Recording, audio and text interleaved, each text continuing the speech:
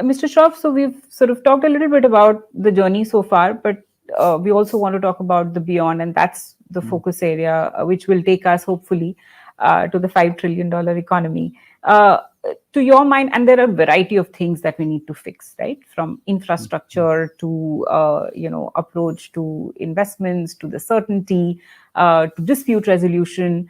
What, to your mind, would be the couple of focus areas that you would like to see policymakers work on? So there are kind of two data points. One is the 2025 $5 trillion economy Yeah, goal, and then there is this broader conversation of Amrit Kaal yeah, at India 2047 being discussed as well. And I think it's actually quite amazing when you look around the major economies that there is any leadership that is talking of 25 years. Show me one nation that is talking of trying to predict themselves 25 years into the future.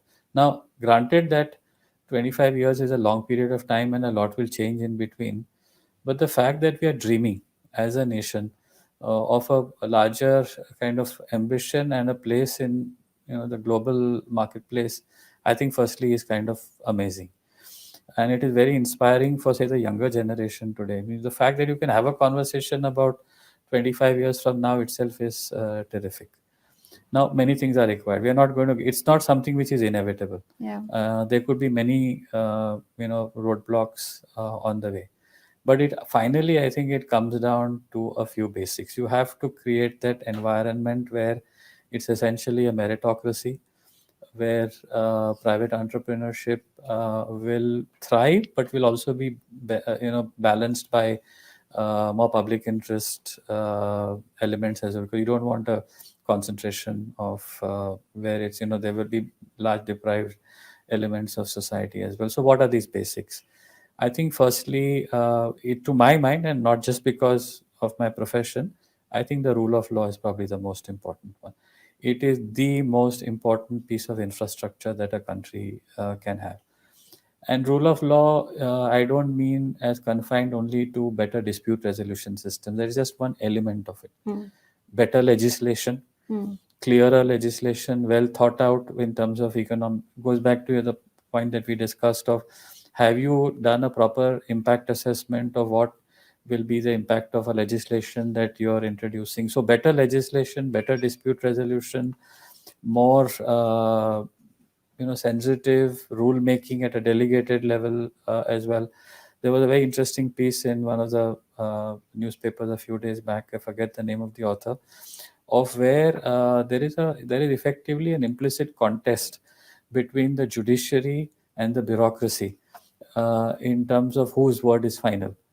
And I think India's constitution has been built on the notion that the judiciary's word is final. You cannot have a situation where in a democracy like India, you'll end up with the bureaucracy thinking that they are superior to the judiciary, and that's a mindset issue.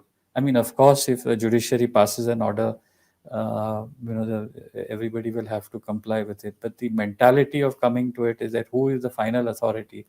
I think we have to respect that the rule of law has certain basics about it. So I think if we get our rule of law right, that would be condition number one. And I don't see this 25-year journey happening without a very robust rule of law.